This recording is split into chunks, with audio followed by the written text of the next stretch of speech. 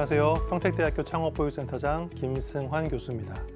오늘 저희가 해볼 이야기는 팔아야 산다라는 주제입니다. 굉장히 직관적이죠. 기업의 본질은 좋은 상품을 만들고 판매해서 이윤을 추구하는 것입니다. 저는 선한 영향력에 대한 이야기를 참 많이 하는데요. 요즘 학생들에게 기업가 정신에 대해서 강의할 때 가장 많이 물어보는 게 기업가 정신이란 무엇이냐라는 이야기를 많이 물어봅니다. 그럼 학생들마다 대답이 다르지만 가장 많이 하는 이야기가 사회에 기여하고 기부하는 것을 이야기합니다. 그런데 진정한 기업가 정신, 진정한 기업의 사회적 책임이라는 것은 양질의 제품과 서비스를 만들어서 합리적인 가격으로 소비자들에게, 국민들에게 공급하는 것입니다. 그렇게 돼서 합리적인 수준의 이윤을 취하고 그렇게 취해진 이윤을 창업자 혼자, 기업가 혼자 갖는 것이 아니고 종업원들과 충분히 함께 나누고 그렇게 해서 소득이 늘어난 우리의 종업원들이 나아가서 다른 기업의 제품과 서비스에 다시 한번 소비를 일으키고 그 기업이 다시 돈을 벌고 그 기업의 종업원들이 다시 그 이익을 나누고 우리가 이것을 경제의 선순환이라고 합니다. 기업의 진정한 본질은 좋은 제품을 만들어서 파는 것입니다. 거기서 나온 이윤을 가지고 잉여 이익을 가지고 사회에 기부도 하고 기여도 할 수 있겠지요. 하지만 창업가들이 사업을 할 때 가장 먼저 고민해야 될 것은 우리가 충분히 소비자들의 삶을 이롭게 만드는 제품과 서비스를 만들고 있는지에 대해서입니다. 앞에 보시면 한 설문조사 표가 있습니다. 여러분 벤처 캐피탈이라는 것을 들어보셨나요? 담보 없이 창업 기업들에게 자금을 투자하는 투자기관을 이야기합니다. 미국의 VC들에게 설문조사를 실시한 결과입니다. 미국에서 VC들에게 투자를 받았음에도 불구하고 사업에 실패한 스타트업들의 특징에 대한 조사 결과인데요. 1위가 시장이 원하지 않는 제품입니다. 무려 42%의 VC들이 시장이 원하지 않는 제품을 만든 스타트업들이 실패했다라고 이야기하고 있는 겁니다. 좋은 제품을 만든 것 아니고 고품질의 제품을 잘못 만든 것이 아니고요. 다 잘 만들었는데 시장이, 소비자가 원하지 않는 것을 만들었다는 거죠. 그래서 확대해서 생각해 보면 창업 기업이, 창업자가 소비자들이 이런 것을 좋아할 것이야, 필요할 것이야 라고 짐작해서 만든 제품이나 서비스들의 성공 확률이 낮았다는 것입니다. 이 이야기는 뭘까요? 내가 만들 수 있는 것, 내가 만들고 싶은 것을 만들어서 시장의 충분한 니즈와 시장의 충분한 구매 욕구를 찾아보지 않고 검증하지 않고 사업할 때 실패 확률이 높았다는 것을 이야기하는 것입니다. 자금 부족, 팀원 구성, 경쟁, 가격 원가 여러 이야기가 있습니다. 하지만 압도적인 1위는 시장이 원하지 않는 제품이었습니다. 제가 참 좋아하는 책에서 따온 문구인데요. 첫 번째 고객을 만나고 나서도 그대로인 사업 계획서는 없다. 이런 말이 있습니다. 사업 계획서는 사업을 시작하기 전에 내가 써보는 것입니다. 당연히 내 생각과 내 의지가 들어가는 것입니다. 하지만 내 제품을 가지고 시장에 나아가서 고객을 만나보면 이 사업 계획서는 바뀌게 됩니다. VOC라고도 하죠. Voice of Customer, 고객의 소리. 고객의 소리를 들으면 우리의 사업 계획은 변할 수밖에 없습니다. 그렇기 때문에 여러분들은 우리의 아이템을, 내 제품이나 서비스를 시장에 지속적으로 이야기해보고 검증받아보는 것이 필요합니다.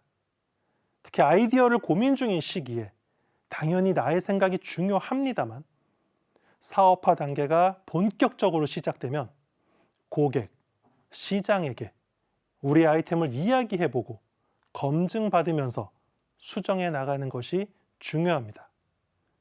이러한 것을 제품 시장 궁합이라고도 하고요. 전 세계적으로 린 스타트업이라는 개념으로 설명하고 있습니다. 내 제품을 시장에 빠르게 내보내보고 고객들의 반응을 보면서 지속적으로 빠르게 유연하게 우리의 제품을 개선하고 수정해 나가는 것을 린 스타트업이라고 하는데요. 창업가들에게 가장 중요한 덕목이라고 할 수 있겠습니다. 결국 자신이 던진 좋은 질문이 필요합니다. 또 이 질문을 해결해 나가는 과정에서 고객들에게 답을 구하는 객관화 과정이 상당히 중요합니다. 이것을 꾸준히 반복적으로 지속하셔야 됩니다.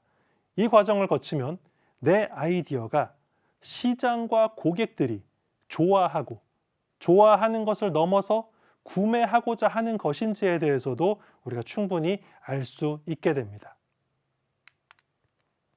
흔히 마케팅과 영업 홍보를 헷갈려 하시는 분들이 많은데요. 마케팅은 가장 넓은 개념입니다. 우리 기업의 이야기를 소비자들에게 아주 효과적으로, 때로는 효율적으로 전달하는 전략적 개념입니다.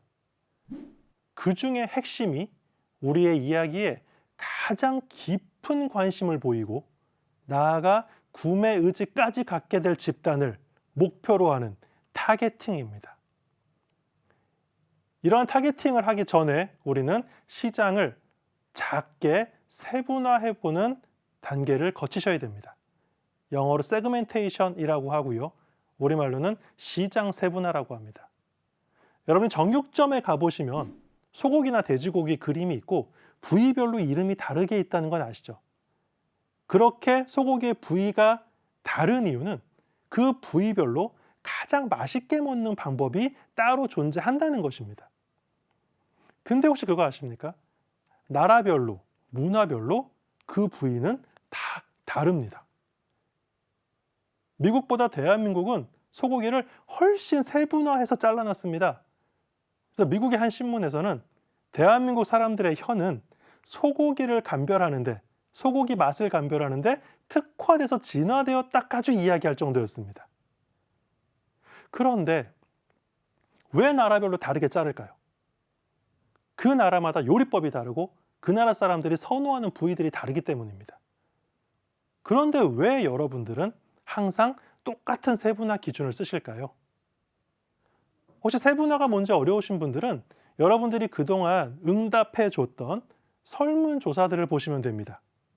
남자, 여자 체크하게 돼 있고 10대, 20대, 30대, 40대, 50대, 60대 이렇게 선정하게 돼 있고 사는 지역, 소득 수준, 학력 이렇게 우리가 체크하게 돼 있잖아요. 그 모든 것들이 집단을 잘게 쪼개보는 세분화 과정이거든요. 우리가 그런 것들에 너무 익숙해지신 겁니다. 그렇기 때문에 우리는 남들과 시장을 다르게 쪼개보는 것조차도 마케팅 전략의 첫걸음이라는 사실을 인지하시는 것이 좋습니다.